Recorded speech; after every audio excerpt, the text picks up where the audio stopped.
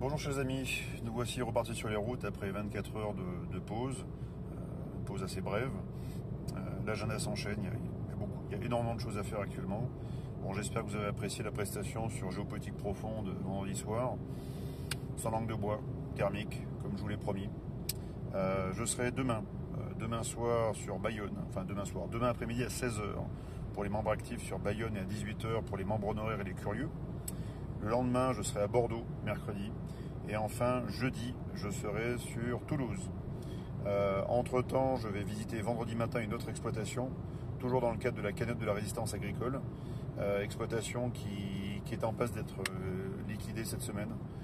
Le jugement va être prononcé. Alors, qu'est-ce qu'on pourra faire? Ça sera du soutien, bien sûr, pour la famille, comme on s'y est engagé depuis le début. Mais ce sera aussi, pourquoi pas, peut-être...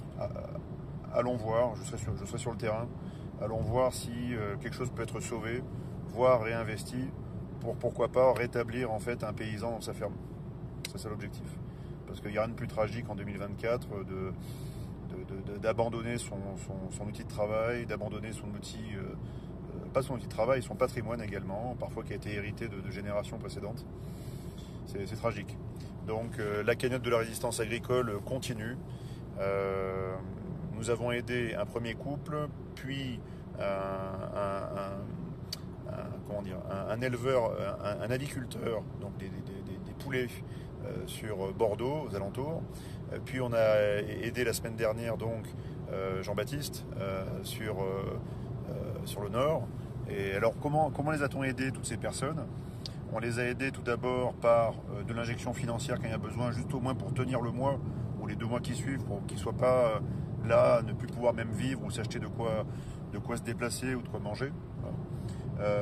Pour l'aviculteur, c'était aussi lui permettre de tenir le temps que non pas sa moisson, mais son élevage, son cycle d'élevage finisse au bout de 3 mois et qu'il puisse en fait vendre ses poulets pour vivre, encore une fois.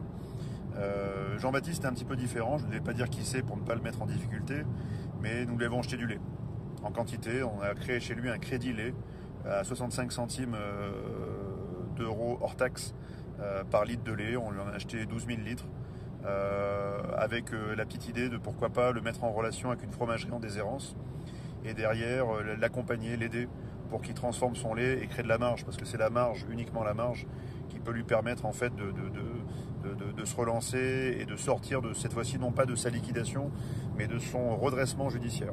Voilà, c'est quand même assez tragique tout ce qu'on entend toutes les semaines. Voilà chers amis, je vais faire une autre vidéo derrière celle-ci pour vous parler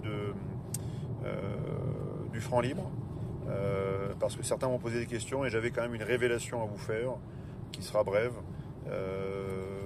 et qui vous donne un petit peu qui pourrait donner un avant-goût de ce qui pourrait se produire peut-être dans quelques semaines, quelques mois, je ne sais pas. Mais l'espoir est encore permis. Voilà. Bonne soirée chers amis, à plus tard.